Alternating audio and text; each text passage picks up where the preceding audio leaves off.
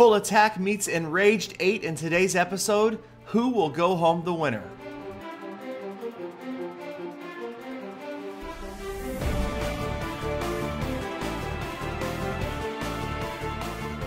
Welcome fellow Clashers, thank you for checking out Clash of Clans Attacks. I come to you on the heels of an extremely close clan war between Full Attack and Enraged 8, and we are going to get right into the replays, beginning with the most heroic attack of the war. That is Fadget, number 34, I probably butchered his name, attacking number 2 Matt from Enraged 8, bringing the go wipe coming from the bottom of the village. And yes, he is facing a fully maxed out Town Hall 8 walls and all. Coming at the bottom here, trying to take out those clan castle troops. You notice he didn't lure, he didn't bring a lightning spell, just went it with old-fashioned brute force, a rage spell, and some wizards. And so that first rage spell has been used awfully early, but the units have kind of dispersed in what looks like it could be a really beneficial pattern for this raid. You've got P.E.K.K.A off to the far left going around the outside, you've got the golems and the king on the far right, and you've got at least one P.E.K.K.A and a big group of wizards right in the dead center of this village. And already things are looking good. The wizards have gotten through the first mortar. There goes a second mortar down without breaching that center wall. Now the P.E.K.K.A does get through, but the Teslas melt him almost instantaneously. But now you've got the units that are working their way around the outside and adjusting to what has happened. You'll notice the heal spell went down on the outside, and this last rage spell used to accelerate the troops around these corners, get that wizard tower out of the way. The golems stepping on the big bombs. You can see one of the P.E.K.K.A from the left just about to go down. The other little mini P.E.K.K.A is there. You got the big P.E.K.K.A in right underneath the golems, and now they are starting to converge on the center, and things look really good. You've got at least one full-size golem, the king, 2 P.E.K.K.A moving in towards the center, one solo wizard working his way trying to rejoin the rest, and now it's just one layer of walls between this attacking force and 3 stars.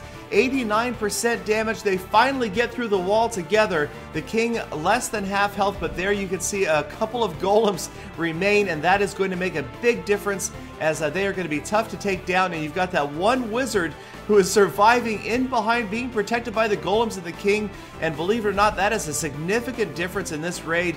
You'll notice the wizard doing a lot of damage now, helping the king to take out that town hall, and as time counts down, it looks like it is going to happen. 3 stars is inevitable.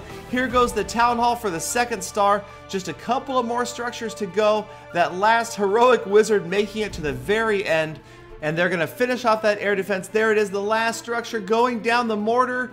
3 stars for Full Attack. So excellent way to adjust on the fly and move that spell placement when the troops didn't go where he wanted. But now, as you can see, we have less than 6 minutes left. Just a couple of attackers remaining. We're down by 2 stars, and John is bringing the hogs to J Rocket from Enraged 8. And we are going to freeze the frame and take a little closer look at this village. We see 1, 2, 3, 4 gaps in the village where there could be something hidden, but it is a 2x3 space, so it cannot house a hog rider's worst nightmare, 2 big bombs side by side.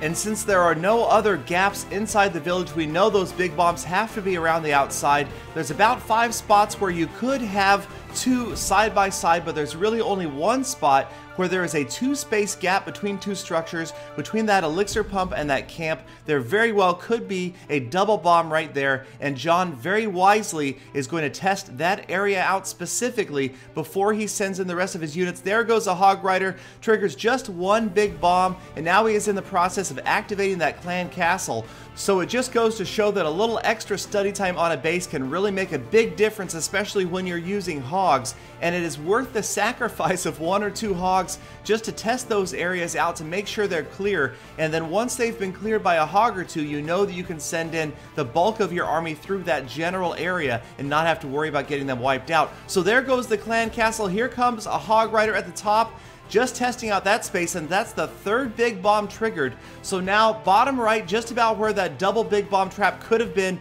the rest of the hog riders move in all together, including the ones out of the clan castle. The first heal spell is down and the hogs have gone to work. The king futilely trying to chase them down, but they are way too fast. Now they split up. So again, it just becomes a matter of dropping those heal spells where you see a lot of defenses. Great one on the left side there where 3 defenses were being worked on by 3 separate packs of Hog Riders, and very quickly this attack is looking like it's going to be extremely successful.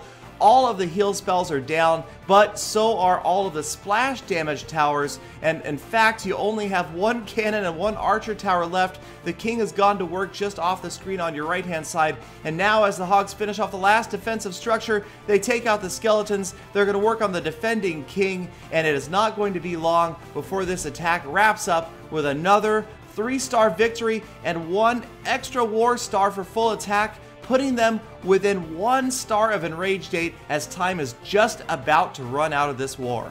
And as a matter of fact, with 3 minutes left, the Bug 323 heads in after General Sebas with his golems, wizards, and P.E.K.K.A.s. Just level 1 P.E.K.K.A. He's already got all of his wizards deployed.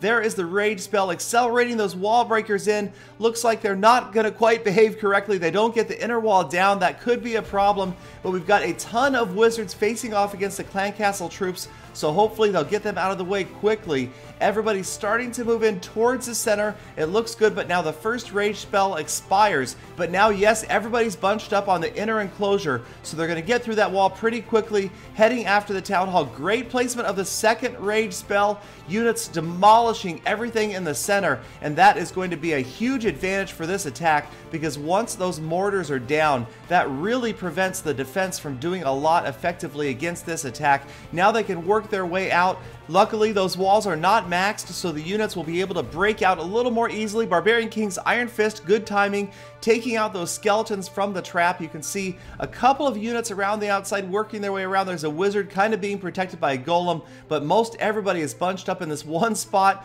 They get through the next wall on their way towards the outside, just hoping that they will split up. Will there be enough time to get that last star to tie this war? It is unbelievably close. The whole clan is watching right now. Massive pressure on the Bug. I can't even tell you how nervous I was as I was watching this live for the first time, just wondering if there was going to be enough time. You can see all these structures on the right hand side, and just that golem, there's no way that he is going to get through that wall and do any significant amount of damage. It is up to all these other units, and they've got another elixir pump to go through, at least 1 more wall, if not 2. They're going to pound on this wall. Finally, it does go down, and luckily it's a corner wall, so it enables all 3 P.E.K.K.A. through at the same time. And here we go. Do they make the smart move? Do they go off and around or through the wall? They do. They go out, so that's going to save them some time, and that is the actual timer counting down. You don't have much time left. 45 seconds. Come on! And now this archer is not going to get the camp down in time, so they're going to have to stop, get the camp out of the way, turn around. Come on, here we go. 36 seconds left. Big Bomb takes out the archer. Still got plenty of health left. The wizard tower completely distracted now, so it's not a matter of damage, it's a matter of time. 26 seconds. The P.E.K.K.A.'s rounding the corner, going to work on the gold mine. Come on, girls. Get the wizard tower out of the way. There it is. Just 4 structures left. 16 seconds. So unbelievably close. It's counting down. It looks like it could happen. Here it is. 10 seconds remain on the builder's hut. And with just 6 seconds left, the Bug 323 clinches the 3rd war star. You go back to the war screen. The war has ended, and it is 114-114. A last-second clutch 3-star win ties this war 114 all. And unfortunately, nobody gets the win experience for this war. But 180 experience is a good start. This new update has certainly put more at stake for clan wars, made them more interesting than ever. I hope you guys enjoyed this episode. Please be sure to check out my other episodes. Hit that subscribe button before you leave. Like the video, comment, and let me know what you want to see from future episodes. And I will see you tomorrow with more full attacks. Galadon, it's black and blue. Knock it off, Peter. It's white and gold. But one more thing before I go, and that is I wanted to post this comment that was left by Ben Drowned. One of the most original comments I've seen. Not only did he mention that he loves the music, which I love too. The new music on some of these episodes has been very cool. I'm glad that you guys like it. He also reminisced about the old days of when Clan Wars first came out, when hog attacks were overpowered. And then he put a joke in here. What do you call a girl who wakes up when the sun rises? A Galadon. I thought that was the corniest joke I'd heard, but it was completely original. He wrote that joke himself, so this budding comedian asked for a base review, so I thought I would do it. Let's go out and check out his clan. Looks like it might have been named by Peter. I am awesome. And his in-game name is Druid Waker, so we'll scroll down until we find him here, and hopefully he is still in the clan somewhere. There he is, co-leader Druid Waker. We'll go out and check out his Town Hall 8 base, and it looks like it's pretty well upgraded. There's his Town Hall on the outside, protecting that valuable Dark Elixir. You can see he's got his clan castle in there. I do like the triangulation of the storages, making it harder for any one attack to get all of them. You kind of see a reverse triangle shape. Good spread of the mortars, although they're a little bit further to the outside than I like. The wizard towers, not perfect triangle, but I kind of like that too. You've got the Barbarian King off to the right, kind of protecting things as well. And other than that, the only thing I might find a better use for these strips of walls out here, they're not really serving any purpose. Although when I look at it a little more closely, if you're strategic with your bomb trap and Tesla placement, that might actually work out. So thanks again for the kind comment, Druid Waker. Be sure to leave your comments on the videos, you guys. I might select your base for a review. Thanks again for watching. See you next time. Black and blue.